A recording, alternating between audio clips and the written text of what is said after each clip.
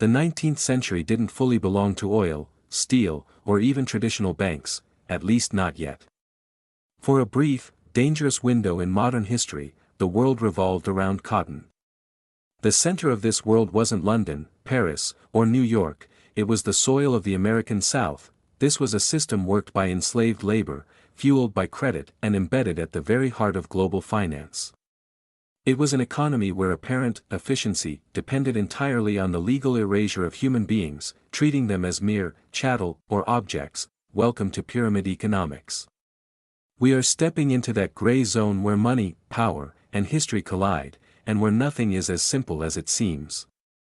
When people think of the pre-Civil War American South, they often imagine an agrarian backwater, simple fields and plantations. This image might feel peaceful, but it is entirely wrong. Before 1861, the Southern cotton economy wasn't on the periphery of global capitalism, it was its main weight-bearing pillar. In the early 1800s, the Industrial Revolution turned Europe, especially Britain, into a massive consumer of raw materials. Textile mills were multiplying, and urban populations were exploding. Cotton, light, durable, cheap to transport, and endlessly adaptable, became the world's most vital industrial input. There was no substitute. By the 1830s, the U.S. produced 3/4 of the world's cotton. If Southern cotton stopped flowing, factories stalled, workers starved, and government revenues collapsed. Cotton wasn't just a crop, it was a financialized asset long before modern derivative markets. It functioned almost like a reserve asset, the credit mechanism. Planters didn't wait for the harvest to make money. They borrowed against future crops. The future yield was the collateral, the financial face of slavery. This was the darkest part. Enslaved people were recorded as capital on balance sheets.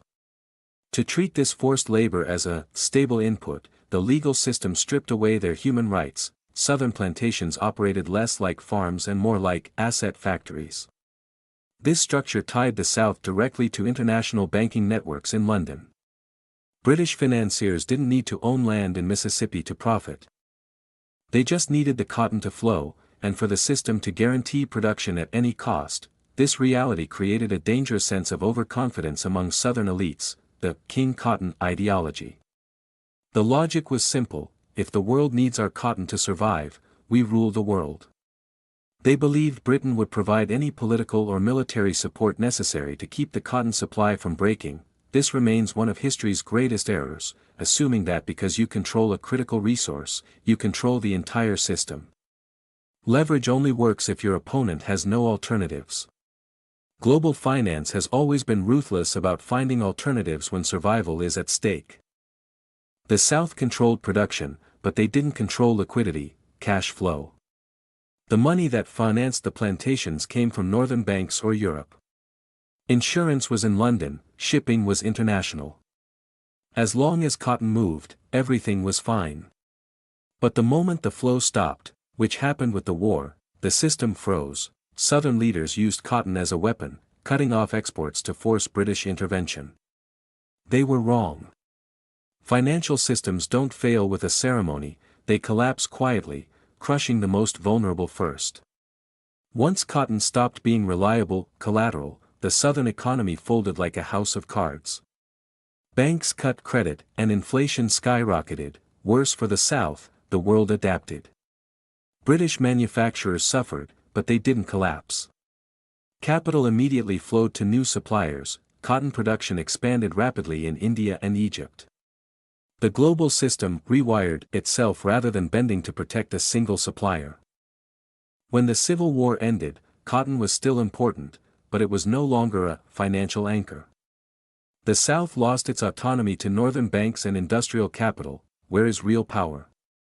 Wealth doesn't live in the resource itself, it lives in the system that prices, insures, and, when necessary, replaces that resource. You are not indispensable. Nations today often mistake being a producer for having ultimate protection. They confuse leverage with sovereignty. The system always adapts. When financial markets change course, the bill is always handed to the vulnerable long before it reaches the architects. The 19th century cotton empire collapsed not just because of its immorality, but because it misunderstood the nature of wealth.